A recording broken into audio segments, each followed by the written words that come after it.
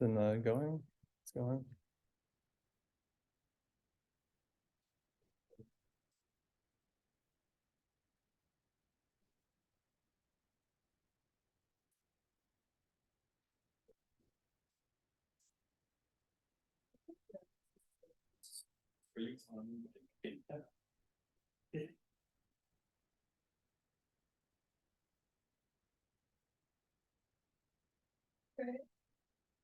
All good. We're just getting people to reconvene.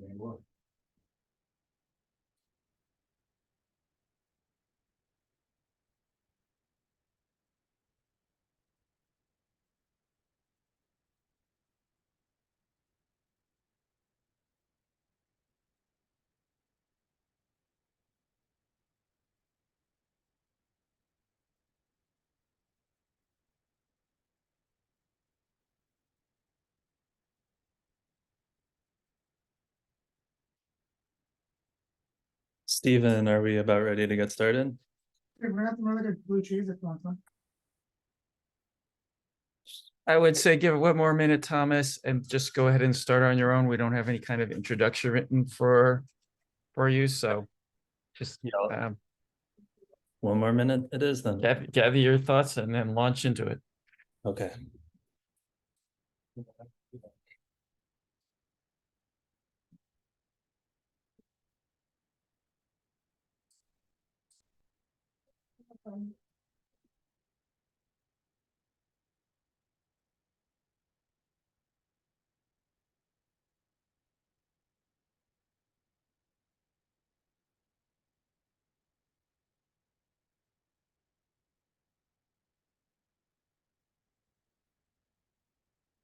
All right, let's do this. So hello everyone. My name is Thomas Haroon. I work in the nonprofit environmental sector, climate journalism, regenerative media. Also have a background in education. Do a lot of independent research and analysis. And today I'm going to be talking about earthquake resilience. And so we both need to understand why resilience is so important. So there are going to be some very difficult parts of this conversation because the megaquake that we are anticipating here in Cascadia is at our current levels of preparedness, something we're not at all prepared for, and it's going to be very big. So it's important that we talk about it and we think about it and we come up with a proactive strategy of preparedness, which, as it turns out, by the end of this presentation, we'll see dovetails really well with so many of our other priorities for bioregional regeneration. So that is the silver lining. Just to start with the basic geology, we're talking about the earthquakes of the Cascadia subduction zone. So this lies off the Pacific coast, and it is caused by the sliding of what is called the Juan de Fuca plate under the North American plate, and the range of the earthquake is projected to extend basically from Northern California all the way up through British Columbia and beyond. However, it will most likely be most intensely concentrated in the South, in what is currently part of the United States today. The ETS zone refers to periodic tremors. These are very small, but it reflects the fact that they're happening pretty regularly, and this is an active earthquake zone. However, the megaquake is a very, very big earthquake. And so what is called a megaquake is an earthquake that is magnitude 8 or larger. And because the magnitude scale for earthquakes is logarithmic, a magnitude 9 earthquake is 10 times as much power as a magnitude 8 earthquake. And what we know, although this scientific research was not really done in earnest until the 80s, is that these earthquakes, these megaquakes, have been happening in Cascadia through the Cascadian subduction zone on average every 250 years for at least the last 10,000 years. So there's an incredible amount of scientific knowledge about this. And the good news is that we haven't had one since 1700. The bad news is that we're in fact overdue because the average is every 250 years. So Hey, Thomas, yes. sorry to interrupt, but your shots, if you're supposed to be showing slides, the screen sharing stopped. So just you need to do it, share it again. Okay. Don't know what happened, but thanks for the heads up. Did you get the slides? of this? Yeah, now we see it here. Okay. Okay, so this was the Cascadia subduction zone showing the size relation to the coast of Cascadia. This is the chart of 10,000 years of megaquakes that seismologists have shown happen periodically. And one other thing about this is that because it's called the Cascadia subduction zone, we'll actually find that one of the contexts in which Cascadia is talked about in the media, in policy discourse, is as if it were the earthquake itself. So Cascadia is taken as the name of the earthquake. And I think this presents both challenges and opportunities for the work we want to do. The challenge being that Cascadia is framed negatively. The opportunity being that it forces people, the earthquake, to think bioregionally, because it is going to be a bioregional event, and it is one of the most important geological facts of the Cascadia bioregion. And this also has implications for bioregional mapping, which I know is one of the main priorities and goals of this process of Regenerate Cascadia, because the map is going to be changed by the megaquake. Just to give an example, this is off the coast of what is today Washington, and the orange zone are residential areas that will have about half an hour to evacuate after the megaquake hits because of the 15-foot or taller tsunami that will reach the coast. And so those who live on the coast are on the front lines of a certain disaster in the form of the tsunami. And so we need to be thinking both in terms of what we can do to help people who are on the coast. This goes for Oregon, this goes for Washington and upwards. We also need to be thinking about how can we incorporate any kind of megaquake information in the maps that we are making as we are plotting all the different resources and organizations and so forth that will be equipped to help people who will need to flee the coast when the megaquake and the tsunami comes. So I'm going to play a video now. Hopefully this works. Communities scattered across Washington's outer coast weren't built with tsunami safety in mind because the risk hadn't been identified. Motivating people to support expensive projects in response is complicated by the fact that the last event predates the Revolutionary War.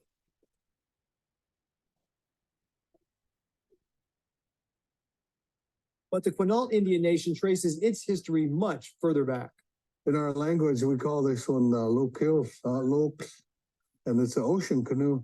It's a very seaworthy vessel, tried and true over thousands of years. Quinault President Guy Capoman shared stories passed down for generations that may be connected to ancient Cascadia ruptures. At one time in our timeline, our people were all lined up on the beach here, and we heard from the mountains, we heard the Thunderbird, Hanaswa, and he traveled out above the sea, and he was going out to hunt for the whale. Scofflin, we called it, the whale. He had with him his lightning fish, or staonuk, that he had underneath his wings. He pulled those off and he threw them into the ocean, and they moved like a torpedo towards the whale, that staonuk, and they hit the whale, and he swooped down from the sky and he grabbed that whale with his talons, and that impact is what caused that wave. So Tamats, our people saw that wave and they ran up to high ground. And but that's our story of a wave like the one we're talking about.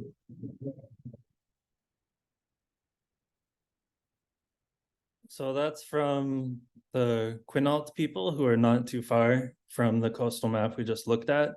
And I think there are several important takeaways. One is recognizing that the main reason the megaquake is such a big danger for Cascadia is because so much of our built infrastructure was constructed without the knowledge that these earthquakes are periodic. And as we should have known, the indigenous peoples who've been living here for 10,000 years have lived through these megaquakes over and over and over again. And so from the Yurok in the south all the way up past the US border into the north, there are very similar stories like this about Thunderbird and whale as a way of symbolically conveying and spiritually conveying the information about this periodic cycle of megaquakes. So this honoring these stories, recognizing how science is really just catching up to the traditional ecological knowledge in terms of what it means to live bioregionally and regeneratively here in Cascadia, I think is very important.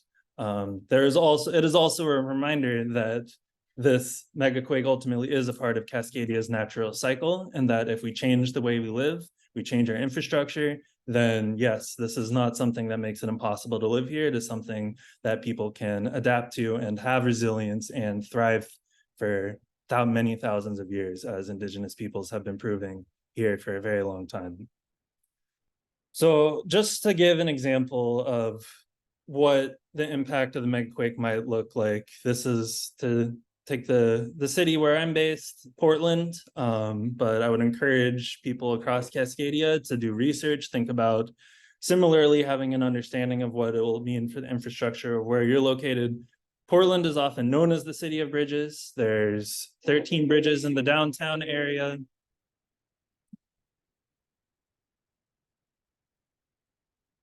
Just 1 second, please. Gotta wait for the train to go by.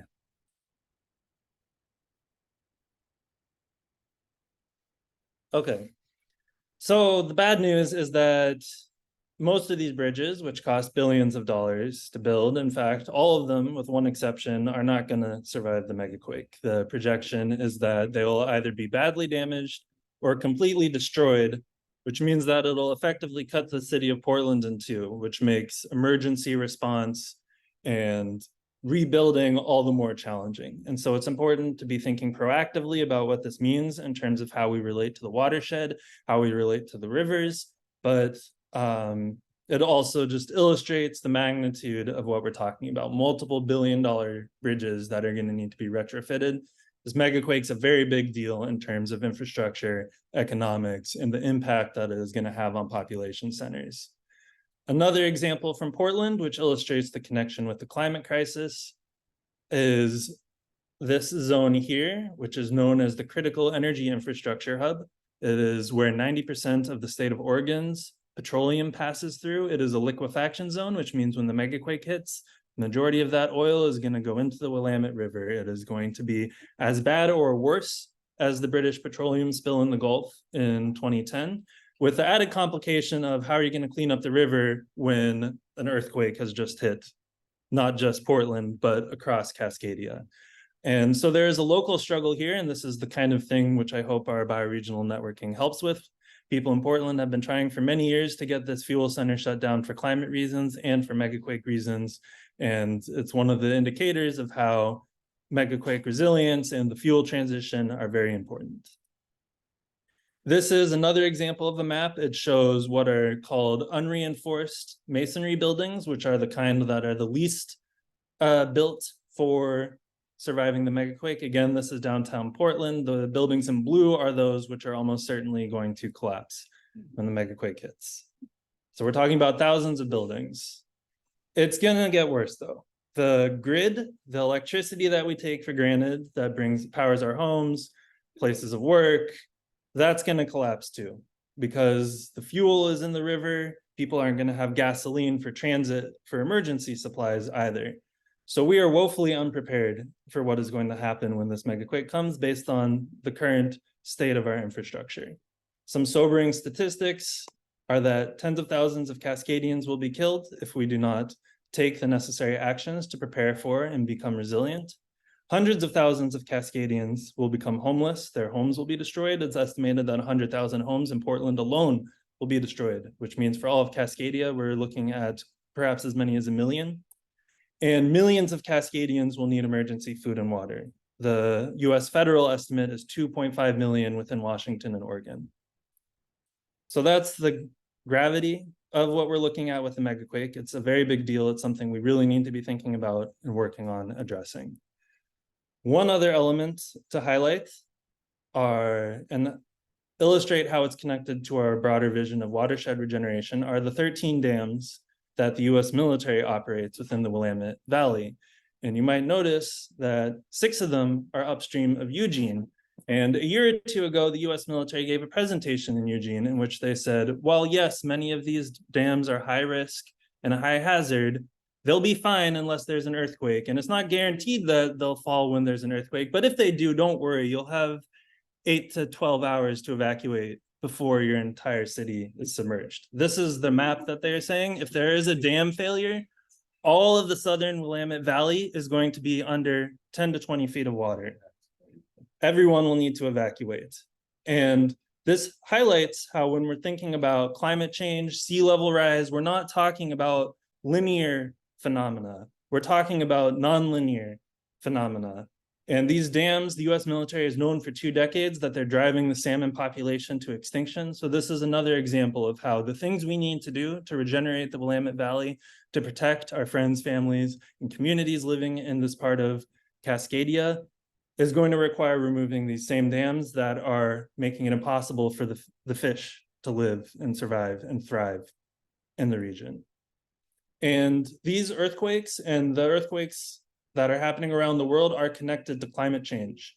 The latest research looking at the earthquake which struck Syria and Turkey earlier this year actually showed that it was made more likely and happened sooner because as sea level rises, the pressure on the tectonic plates increases.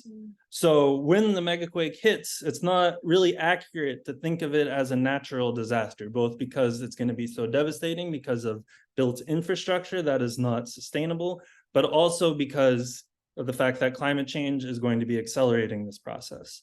And so just to briefly highlight that and to bring home the fact that these earthquakes, we've had a lot of earthquakes this year in Muslim countries. The one in Syria and Turkey killed as many as 40,000 people, but the US military is occupying a third of the country for oil.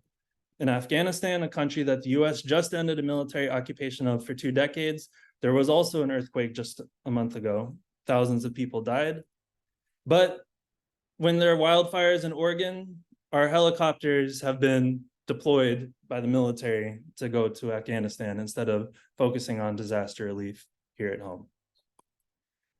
And the war and violence that we see today, perhaps the most artificial kind of earth-shaking at all is that of bombs being dropped by American planes, dropping American bombs. Today, Gaza has become the most bombed city in history. It's a tragedy that's unfolding right now.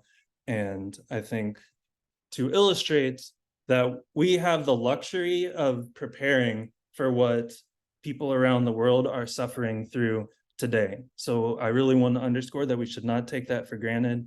And we should recognize that if Eugene floods, it's also the Pentagon's fault. So that's the hard, sobering, very difficult part of this talk. The rest, I'm going to try and be as positive as possible to think about what does it mean to build resilience? How can we do that together? How can we take the gravity of this megaquake that is coming and help it channel and supercharge all of the efforts and everything we're talking about and thinking about with Regenerate Cascadia to really make the most difference that we can. So one very important aspect of earthquake resilience is having fresh local produce. The more we do to have food forests in urban areas, to have regenerative agriculture in our watersheds, that is building earthquake resilience so that when systems go down, we have surplus of food, locally sourced, healthy, distribution networks already set up, mutual aid, all of the things that we're thinking about in terms of building resilient food systems is a form of earthquake resilience. Same thing with water catchment. Everything that permaculture teaches us about slowing, sinking, and spreading water, the things that we can do to retrofit our homes, to build community, village scale, watershed scale, water catchment. That way we make sure that we have emergency supplies. So it's not just smart permaculture, it's also earthquake resilience. Beavers, incredible animals. They're so much better at making dams than the US military. When they break, they don't flood cities. And it would be awesome if we support the efforts to bring them back in the Willamette Valley and across Cascadia. That's again a way that we can shift from unsustainable built infrastructure that is a product of colonialism back to the way things were when indigenous peoples were stewarding the landscape in partnership with other communities, such as that of the beavers. There are also earthquake resilient building techniques that we can adopt. This is what's called an earth bag house, Nader Khalili. has developed this architectural style. It was shown in a very bad earthquake in Nepal in 2015.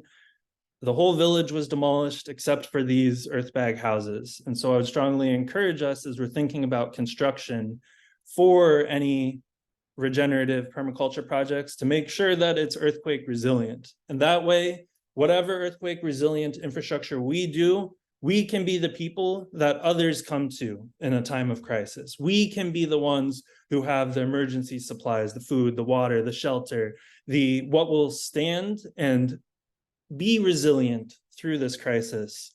That is what Regenerate Cascadia is positioned to do, because microgrids are another great example. The grid will go down, but if we have microgrid systems set up in eco-villages and neighborhoods and so forth, again, we can make sure that we have power and electricity to meet people's needs. And there are things that you can look into. I encourage everyone to see what is going on in your municipality, in your region, in terms of neighborhood emergency teams. However important these are, and they're generally about what do you do right after the earthquake comes, and that's very important to know. What we have to offer in terms of regeneration is a very proactive mindset. It's not just what do we do when it happens, but how do we maximize our resilience and capacity and emergency supplies so that when it happens, it's a lot less bad. Fewer people die, fewer buildings are destroyed, we have more emergency systems set up to provide that infrastructure and resilience. And one other strength that Cascadia has that I think is ripe for a transformation in a regenerative line is the hemp industry. Today, it's primarily overwhelmingly focused on growing THC for medical uses, which is an imbalance because, as it turns out, hemp is more effective than trees at sequestering carbon in terms of land use. It can be grown year after year. It both builds carbon under the ground, but also above ground. And as it turns out, it makes an incredible biofuel. It's like 4 times as efficient as ethanol. And so as we're thinking about the need to have a just transition away from fossil fuels to make sure that they're not spilling into the Willamette Valley, we can be partnering with farmers, with regenerative agriculture projects to do things like growing hemp and permaculture systems to have the alternative material basis for a regenerative and earthquake resilient and carbon negative economy.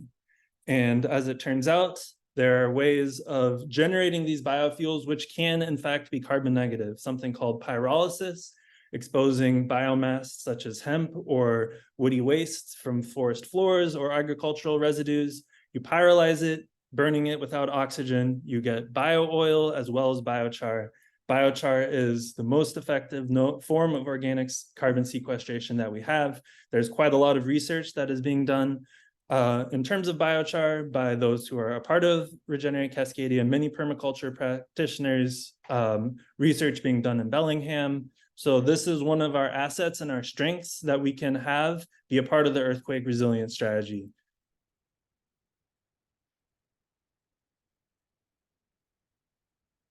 Just some other amazing things that hemp and char can do. They can provide supercapacitors, which are more climate friendly than lithium batteries.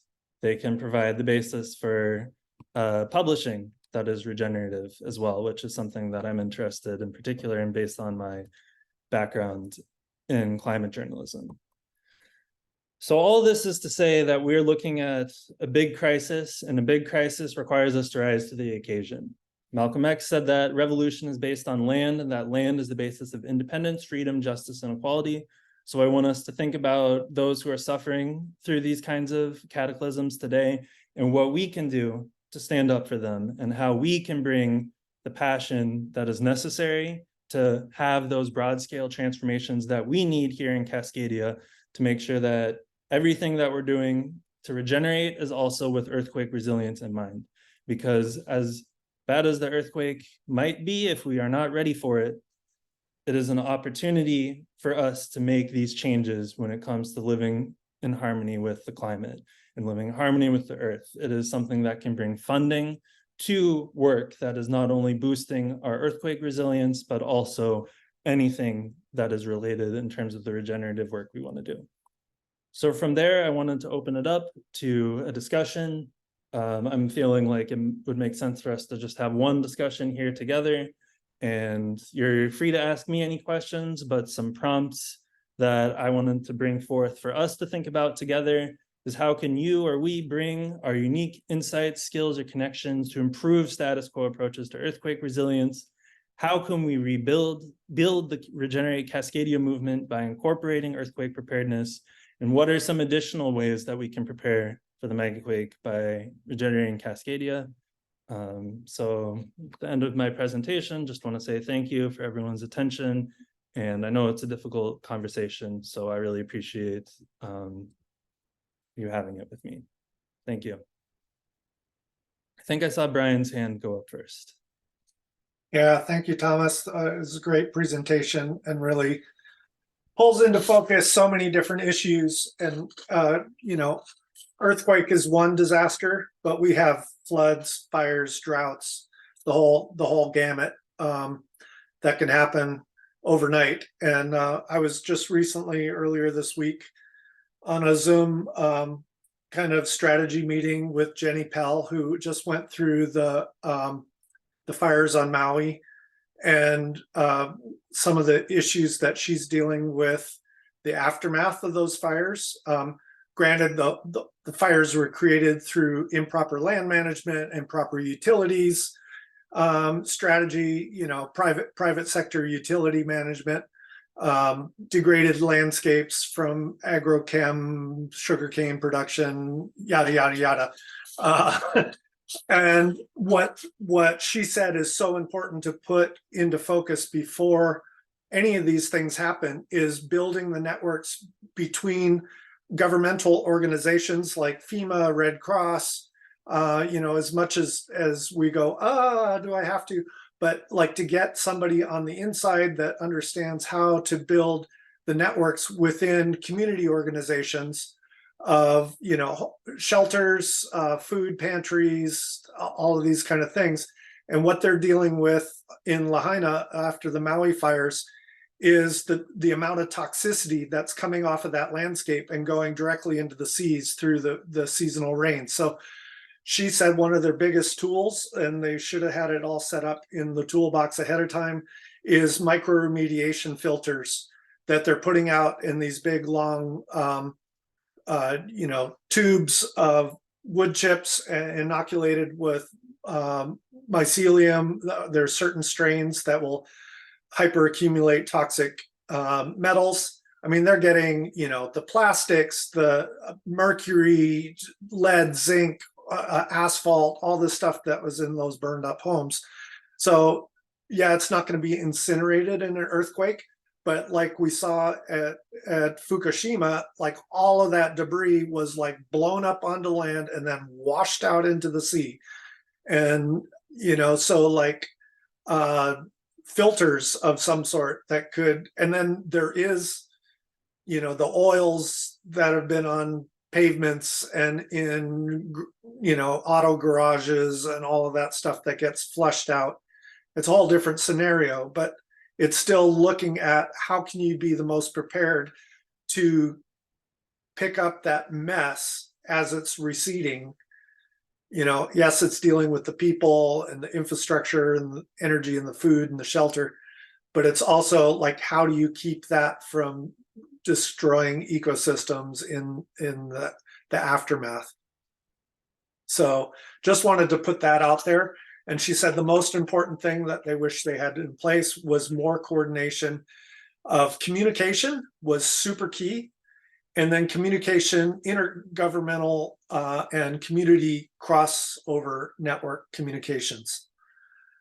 So people within FEMA, they would come into the area, but they're not from the area. So they just do their standard protocol without really talking to the local people and figuring out what they need. Same with Red Cross, same with, you know, all these other large aid organizations that come in. And then the people with boots on the ground didn't have an open line of communication with those organizations. So, and this just goes to like building the networks and building the communication layers that can build resiliency. Yeah, thank you for sharing that. I think that's really important. I think it's very good that we're in the process of doing that with this tour and the summit. Just to highlight what you're saying about other such climate disasters like wildfires, some of the solutions are the same. So biochar production from woody debris on the forest floor is a way of reducing wildfire risk and generating biofuels. And I think another connection is importing indigenous sovereignty, which the US military occupation in Hawaii is also a contributing factor to that pollution and the need for remediation that you're talking about as well. So thank you for bringing up those insights and those stories. I think it's another important reminder of how much around the world and in the United States as well that we've been seeing these issues happen. Thank you.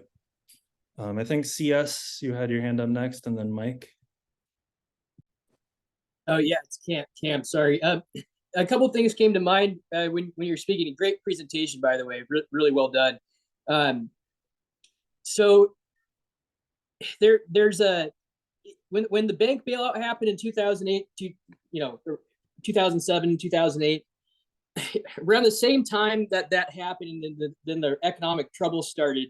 Food stamps became available for farmers markets, and a study was done on that showed that the $16 million that ended up being spent at farmers markets, and I was working farmers markets then as a vendor, and nobody, not a single vendor at those markets had a dip in income as the bailout was unfolding because of that. And the other side of it is there's a study done on what happened to that $16 million, and it showed it had a 4x multiplier effect to $64 million. So, I mean, that kind of value generation, I think, would support a revolving loan fund for projects that do generate better resilience. And then there's CERT teams, CERT, the Community Emergency Response Teams. Those some communities are supposed to have CERT teams in Oregon. Some do. The range of preparedness is pretty mixed. So those are just some things that came to mind that maybe you might find helpful, and it comes from some institutional memory in some of this stuff. There's been a lot of efforts through time that have stalled for various reasons, and I won't go any farther on that because it'll take too much time. But thank you again for your presentation, and yeah, it'd be great to have more funding support, for instance, for the changes that need to be made. So those types of funds have come and gone, but a permanent one would be great for people to have access to. Yeah, absolutely. Thanks for your comments as well. I think the funding angle is key. I think the economic resilience of farmers markets is an important piece of this, as that is already a site where we have local food networks and economic systems, and finding ways for us to support and nourish and grow and expand those, I feel like is an important part of this work as well. Mike, I think you're next. And then yeah, so thanks. Like everybody else has said, thanks for the presentation. It was very informative, and yeah, but that's not what I wanted to say, although that's important. So I have here a very large seed collection that I've built up. Well, it's a community seed collection. It's not mine, but it's there's 1,100 different varieties of seeds and hundreds of thousands of individual seeds. I'm going to present on this next weekend anyway, but the point I'm making is, we've got plenty of seeds to start growing food. I'm not saying I'm the only one that has seeds, but it's the biggest seed collection I've ever seen, and it's here for the community, So let's take one of your points. Let's expand food growing locally as quickly as we can, And with annuals, that's not that difficult. It doesn't take that long. Obviously perennials are important too. The other thing that we've got here as well that we've been building up for probably the last 3 or 4 years is a big stock of willow. We actually planted about 11,000 so far this year in and around Eugene. And the reason I'm mentioning that is because of another thing you mentioned, which is beavers. Because beavers and willow are like, strawberries and cream. So, that's another resource that we have available here. Strange.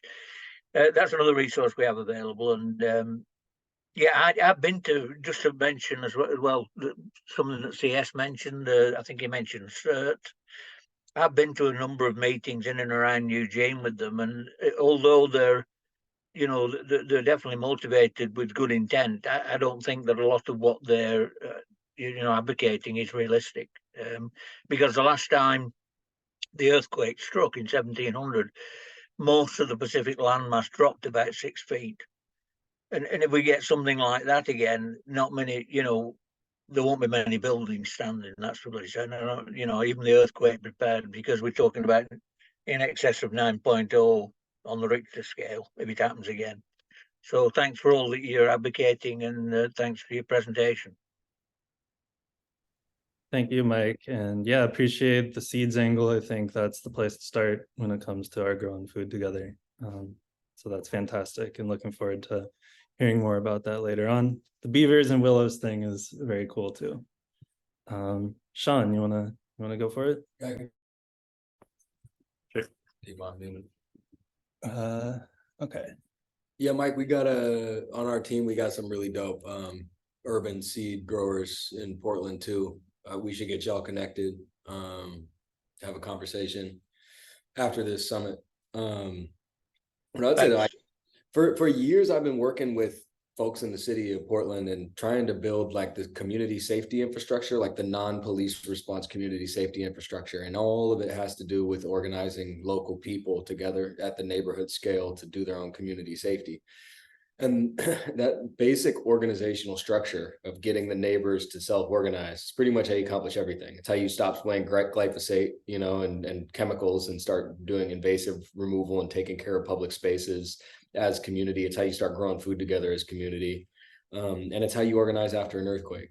You kind of need to know your neighbors. You need to know who the point people are. And like you guys were just saying, that when the big earthquake happens, half of the buildings fall down. So you're going to have to be staying at your neighbor's house. You're going to have to know.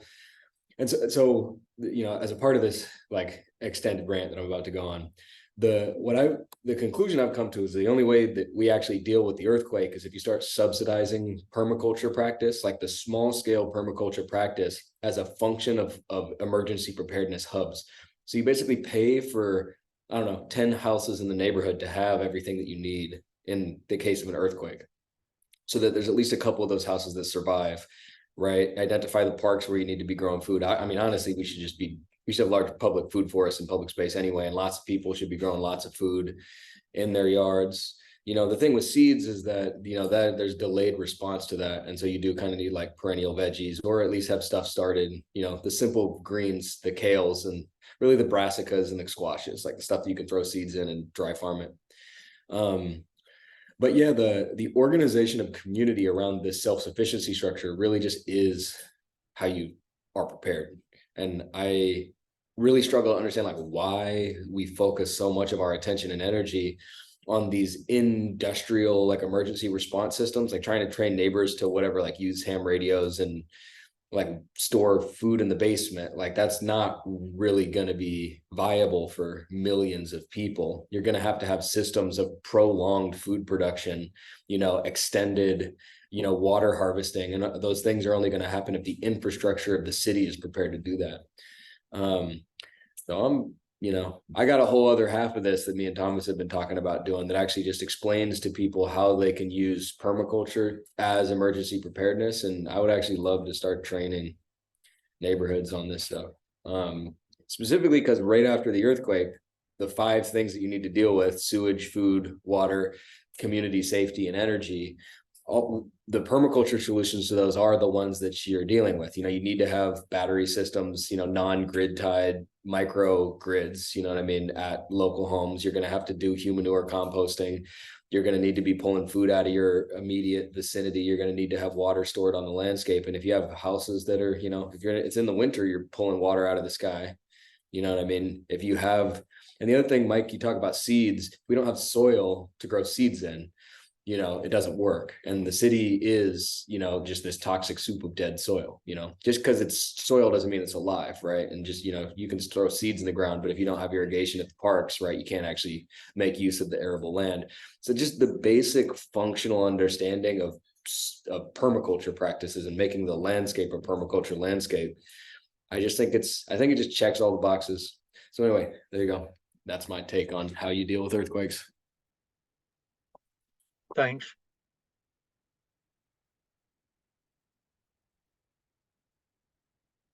Don't see any other hands up. Did anyone else want to jump in?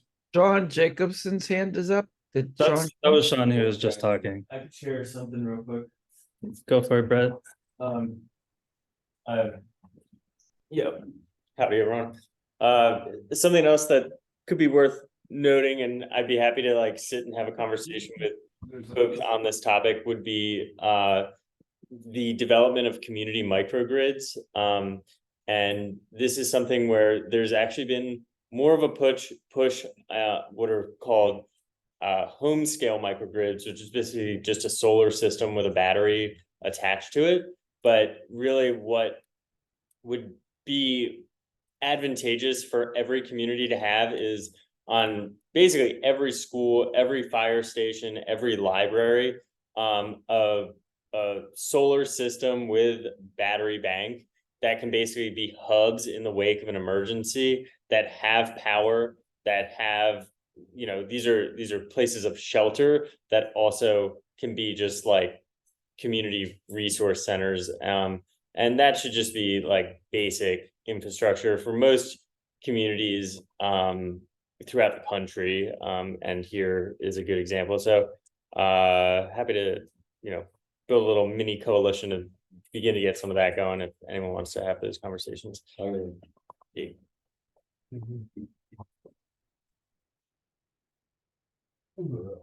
That's a really good idea. Yeah. We should put the presentation. I know. Neighborhoods. You got it. It's more London.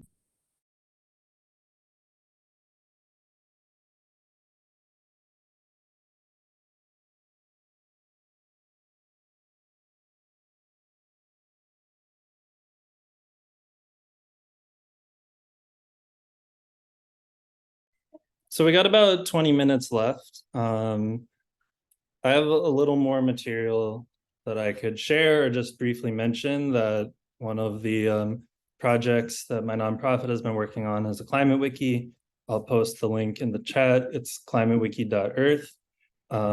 We are inviting anyone interested in Cascadia, bioregionalism, regeneration, climate, anything and everything in between you're welcome to sign up. It's like Wikipedia, except we make the editorial decisions. So that's a place where I've started to do research on the earthquake, but you're welcome to do research on that or anything else. And it functions as a knowledge commons, so we can all share that information with one another and help build resilience in that way by just reducing the redundancies that can come from being siloed and everyone trying to do that research themselves.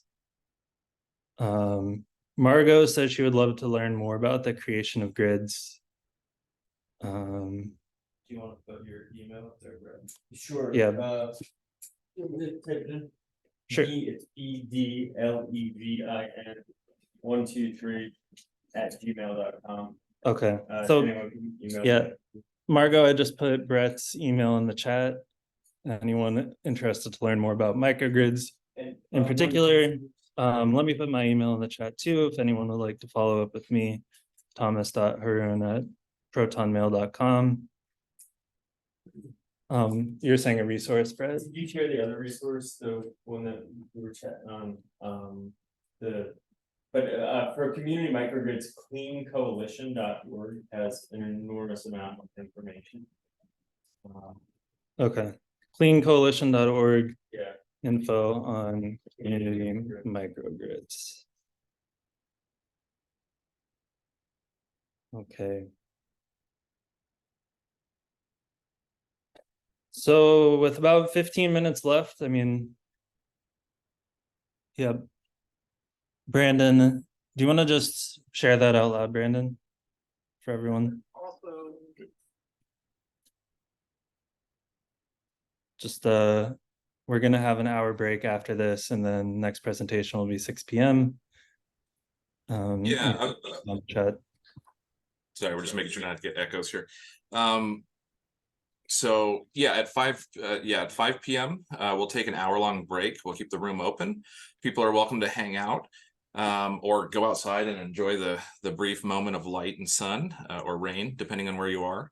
And then that'll be followed at 6 p.m. We'll have a next presentation will be Paul Nelson and Jason Worth, who are the creators of the Cascadia Poetry Festival and Cascadia Zen, and they'll be sharing about their work and poetry and poetics of Cascadia and bioregionalism. And then at 7, Lansing Scott, one of the elders of the Cascadia movement, will just be hosting a conversation and session for elders and to honor ancestors of the movement and place, and as a space for people who have been welcome here for decades. And so be welcome to come, join, listen, share. And yeah, and thank you so much, Thomas. Of course. So I'm thinking, since we got a little more time before the top of the hour, maybe we could do 10 minutes in breakout rooms, just give everyone a chance to talk, share, and process in small groups before we reconvene and close out. Can you help me set that up, Stephen? Yeah, sorry, Thomas, I had to mute because I'm literally sitting next to Brandon. You want to do breakouts for the remaining time? Is that what you're saying? Yeah, and unless the conversation keeps going. I mean, I'm seeing Jane's raising her hand now, but just a way to fill the time. If Yeah, need. so let Jane share and then I'll set up the rooms and we can use them if we want to after she's done. Sounds good. Yeah, go ahead, Jane. Hey, I just came on a little while ago, so apologies if you've already covered this. But I'm curious if folks have had a conversation about community resiliency hubs. Does that come up at all? I would say, and yeah, not using that exact phrase, but we're talking a bit about building resiliency for the earthquake. And Sean here with me mentioned his vision of kind of having those resiliency hubs within neighborhoods, having earthquake emergency preparedness be about having those kinds of permaculture community resiliency hubs. So I think there's a very strong connection with that idea and what we were talking about. Yes. Yeah, so Just Transition, Portland Just Portland Just Transition, they were part of a coalition that lobbied for community resiliency hubs in the legislature this year. I was down there lobbying for that. So there is like statewide money available that was passed to organize community resiliency hubs. So I'm just curious, if that's, I know that where I work, we're really investigating that. So as something that our organization can, we're already doing a lot of that kind of thing. So it would just be like more like formalizing it. And then also working, in community with other people who are doing it in our neighborhood. So I know that that's something that's starting to go on statewide. Yeah. And so there's money available for people to, I don't know all the details about it. I just wondered if there's anyone else here that is familiar with it a little bit or is investigating that. That's a really good lead. I think that could be a very good fit for some of this work that we need to be doing and want to be doing. Yeah. Brandon is asking if you have a link that you could share, if there's one that comes to mind in the chat for us to follow up on that. I think Portland Just Transition would be the place to check first. I know that maybe if you just Google, Community Resiliency Hub, Oregon, that'd be the place I would start. Okay, thank you. Yeah. And Zaylan, you have your hand up. Did you want to? Yeah, thanks, Thomas. I just wanted to share with everybody that I've been putting together a website I added everybody's links of websites that have been shared throughout the day. So you can go to this website, and if you're not listed on there or you don't want to be listed on there, definitely let me know. But I've been trying to compile resource that has different websites like products, books, videos, articles, things that are related to Cascadia. So I didn't know how many amazing projects were going on and how awesome all these websites are. So everything that has been shared in the chat, I've been putting onto www.cascadia.world under the Engage tab. And so if you want to be on there, and I didn't get your website, I don't think I've gotten quite all of them. I've been trying to keep track, but I probably missed a few. But I would love to list you onto this resource. Something I've been working on for a while, just because when I first heard about Cascadia, I was trying to find everything that was online about it, and it was very scattered. So I was kind of on this search and started putting it into a notes page on my phone, and then eventually just turned it into a site. So I'd love to make sure that this resource that I can share with people is redirecting them to the work that you guys are doing. So my email is just zalen@cascadia.world. And if you have a resource, whether it's a book or a website or an article, a video, anything that you know of that's not on here about Cascadia, please send it my way and I'll add it onto this resource. Fantastic. Thank you.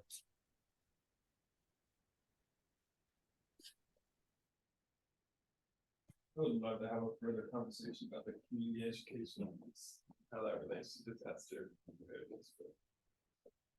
We don't have Well, too much time. Do you want to? Oh, you should give your thoughts. It's a good Does point. not really make sense to try to do breakout rooms for the last. Yeah, I think we can. So- We'll keep the conversation going. Quinn here wanted to weigh in on thinking about how community education and disaster resilience hubs tie together. So go for it.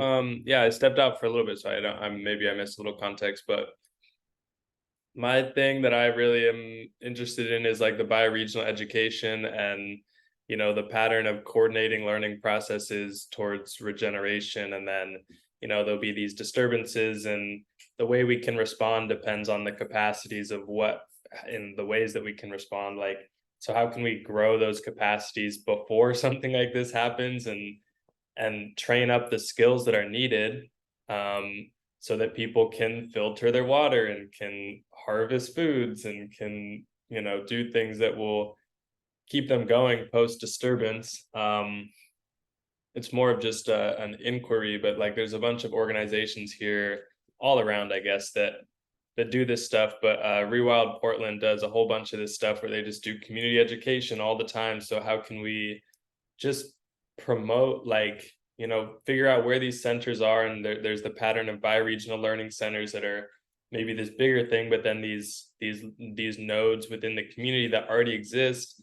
How can we mobilize those and get them connected around a common story to bring forward these skill trainings and all these things, just fund them for people to teach people how to do the things that need to happen,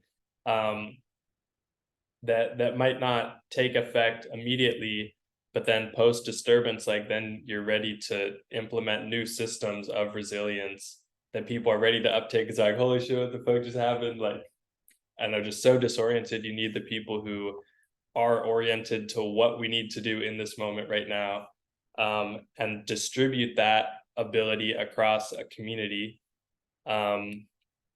Yeah, I'm just curious more so if anybody else has thoughts on that topic, because it's a whole shift of the linkage between disaster management and bioregional education that is the edge that I am all about. So what are other people's thoughts on that?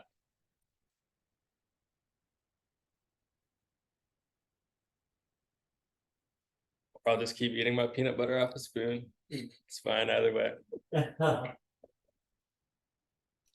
I think we should stack as much function as possible.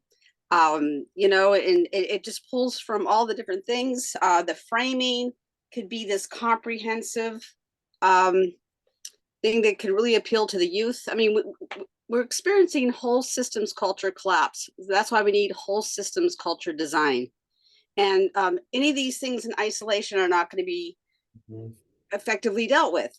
So, come up with a unified grand scheme is the word I like to use on that one. That, just covers all this. And just even these two topics of the earthquake preparedness and land regeneration. I mean, those two alone are just so potent together. But you know, let's pull in these other things. You know, health and nutrition is a huge one in my mind. That both these, you know, that land access and the social justice ways of having that land access, we can do so much more. So it's that people piece. You know, we know how to do these things. You know, the regeneration and the you know, the things that need to be done for prepare for earthquakes and stuff like that. So it's that people piece of engaging as many as possible. Yes. Definitely. Thank you. Mhm. This needs to be reached out.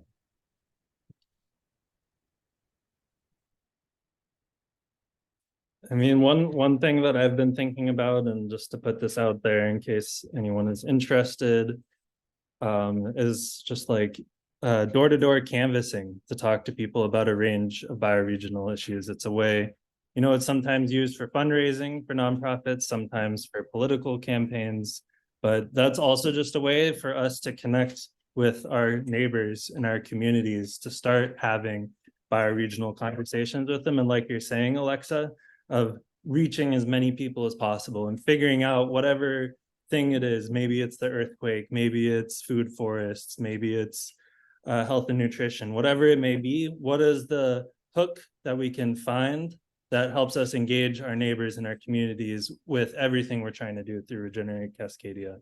So I've kind of had that idea in the back of my mind. I have some experience canvassing, so just putting that out there as well is another piece to think about if anyone wants to follow up on that.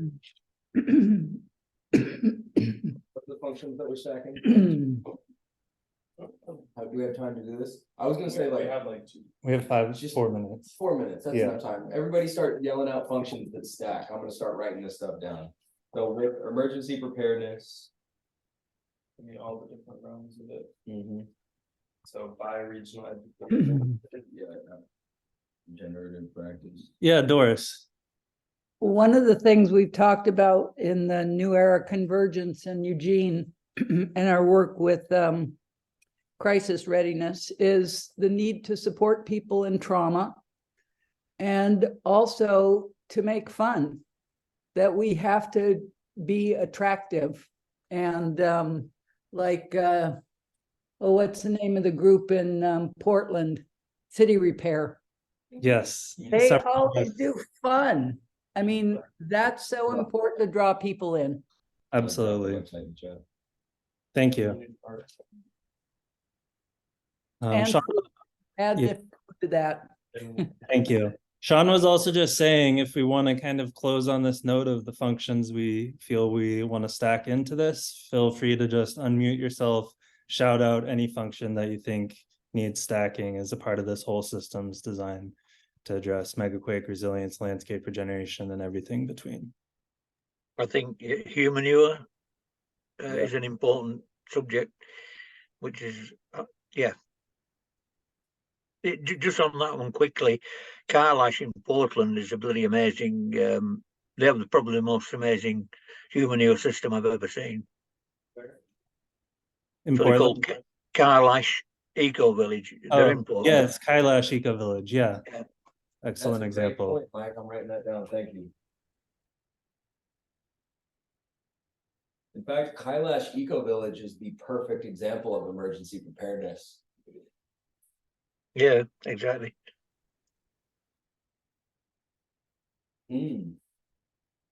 Government official tour to Kailash Eco Village. And yeah, just to weigh in, Brandon's mentioning the connection around Cascadia GIS. I think that's a really important element here with the mapping.